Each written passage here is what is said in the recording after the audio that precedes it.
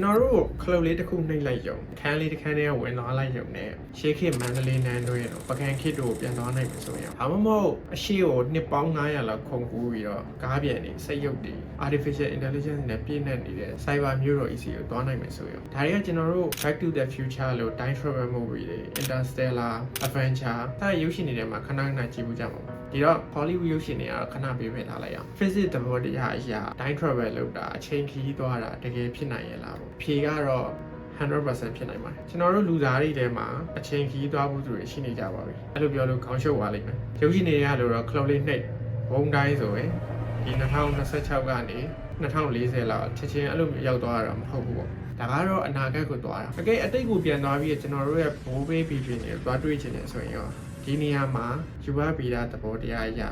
grandfather paradox ဆိုခေါ်တဲ့ view ဆိုင်မဲ့အချက်တစ်ချက်ရှိပါသေးတယ်အမှားရင်းလုံးမိရင်ခင်ဗျားရဲ့တည်ရှိမှုကပြောက်ကွယ်သွားနိုင်ပါတယ်ဒီတော့ဒီဗီဒီယိုဆုံးဖြတ်ကြည့်ပြီးရင်တော့ကျွန်တော်တို့အနာဂတ်မှာ time travel လုပ်တာရုပ်ရှင်တွေကလို့ဖြစ်လာနိုင်မလားဒါမှမဟုတ်လဲ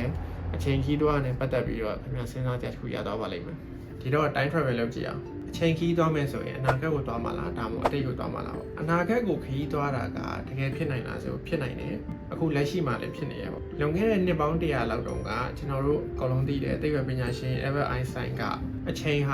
ာလူတိုင်းအတွက်နိုင်တစ်လုံးလိုရတတ်မှတ်ထဲသွားနေရမဟုတ်ဘူးဆိုတာရှာဖွေတွေ့ရှိခဲ့တယ်ပေါ့အချိန်ကပိတ်စားတစ်ခုလိုပဲရုံးဆန်းနိုင်တယ်အချိန်ကိုနှေးကွေးသွားအောင်ဒါမှမဟုတ်လဲဆန်းထွက်သွားအောင်လုပ်နိုင်တဲ့အရာတစ်ခုရှိပါတယ်အဲ့ဒါကတော့ plan ထောက်တာနဲ့တရရောက်စောင့်နေရပါပဲစလာပ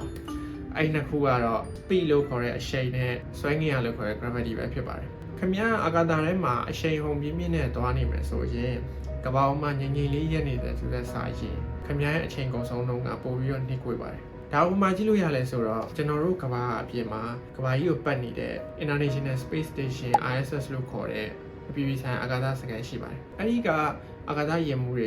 ကကမ္ဘာကိုတနာရီကီလိုမီတာ2800နှုန်းနဲ့လည်ပတ်နေတာဖြစ်ပါတယ်ဒါဘယ်လောက်မြန်လဲဆိုရင်ပြန်မြမိနစ်90ကြာတိုင်းမှာသူတို့ကမ္ဘာတစ်ပတ်ပတ်ပြီးပါပြီဒီတော့ကမ္ဘာပေါ်ကအချိန်တက်စားလို့ရှိရင်သူတို့ကပို့ပြီးတော့နှိကွေးပါတယ်တကယ်လို့သူတို့ကအဲ့မှာတာဝန်နေပြီးလို့ကမ္ဘာပေါ်ပြန်လာတဲ့အချိန်ရောက်လို့ရှိရင်သူတို့မူလရှိရမယ့်အသက်ထက်စက္ကန့်ရဲ့အစိမ်ပိုင်းလောက်ပို့ပြီးတော့ငယ်ကြပါတယ်ဒါ theory ကကြည့်ရင်တော့ကျွန်တော်တို့ရဲ့အနာဂတ်ကိုသူတို့ကအချိန်နဲ့ငယ်ခရီးသွားခဲ့ကြဖြစ်ပါတယ်နောက်တစ်ခုကတော့ gravity ပေါ့ဆွဲငင်အားပိုကြီးလေအချိန်ရဲ့ကုံဆုံးမှုကပိုပြီးတော့နှိကွေးလေပါပဲခမားသာဆွဲငင်အားအလွန်ကြီးမားပါဆိုတော့ black hole ပေါ့နော်အဲ့တွင်းနဲ့ကြီးနာကို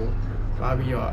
အချိန်တစ်နာရီလောက်ကုံဆုံးခဲ့မယ်ဆိုရင်အဲ့ဒီမှာကုံလွန်ခဲ့တဲ့အချိန်တစ်နာရီကကမ္ဘာပေါ်မှာရှိတဲ့လူတွေရဲ့နှစ်ပေါင်းနည်းငယ်နဲ့ညီမျှနေတတ်ပါတယ်ကျွန်တော်တို့ Interstellar ထဲမှာဒီ Miller Planet မှာအချိန်ကုန်သွားတာကမ္ဘာပေါ်မှာနှစ်ပေါင်းများစွာကြာသွားတယ်အဲ့ဒီတိုင်း example ပေါ့ဒီတော့ခင်ဗျားနှစ်တရာလောက်အနာဂတ်ကိုခီးသွားကြလားခုနကဆွဲငင်ရလွန်ကြီးမှာပါဆိုရင်တွင်းနဲ့ကြီးနာတော့သွားအိမ်မှာအချိန်နဲ့ငယ်လောက်ကုန်ဆုံးပြီးပြန်လာလိုက်အောင်ပါပဲ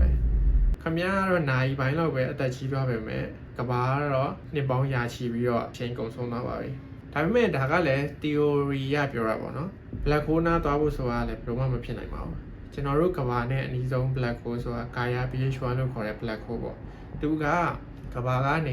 ေအလင်းနှစ်ပေါင်း1500ကျော်မှရှိပါတယ်ခင်ဗျားအလင်းရဲ့အချိန်နဲ့သွားရင်တော့အဲ့ဒီကိုရောက်ဖို့အတွက်နှစ်ပေါင်း1500ကျော်ကြာမယ်ပေါ့အဲ့တော့အလင်းရဲ့အချိန်နဲ့သွားဖို့ကကျွန်တော်တို့မှာအဲ့လိုမျိုးသွားလို့ရတဲ့အာကာသယာဉ်လည်းမရှိဘူး technology လည်းမရှိသေးပါဘူးဒါကတော့ကျွန်တော်တို့အနာဂတ်ကိုခီးသွားတာဒီလိုမျိုးရှိရပေါ့နော်အနာဂတ်ကိုခီးသွားဖို့ပြီဆိုတော့ကျွန်တော်တို့သူမရှိရဲ့တိတ်ကိုပြန်သွားကြည့်အောင်အတိတ်ကိုခီးသွားဖို့ကပိုပြီးတော့ခက်ခဲသလိုအန္တရာယ်လည်းများပါတယ်ယူဘဗေဒဥပဒေတွေအရအတိတ်ကို time travel လုပ်တာကိုတားမြစ်ထားမဟုတ်ပေမဲ့ပိုပြီးတော့ခက်ခဲအောင်လုပ်ထားပါတယ်ဒီတော့ scientist တွေမှာ theory နှစ်ခုရှိရပေါ့ပထမတစ်ခုကတော့ wormhole လို့ခေါ်တဲ့အာကာသဖြတ်လမ်းတွေပေါ့ကျွန်တော်လက်ထဲကစက်ကူကိုအာကာသဟင်းလင်းပြင်လို့မြင်အောင်ကြည့်လိုက်ခင်ဗျာ point A ကနေ point B ကိုသွားခြင်းတယ်ဒါပေမဲ့သွားဖို့ကအချိန်နှစ်ပေါင်း1000ကြာမယ်ဒါလူတက်တန်းနဲ့ဘယ်လို့မှမဖြစ်နိုင်တဲ့အရာပေါ့ဒါပေမဲ့ကျွန်တော်တို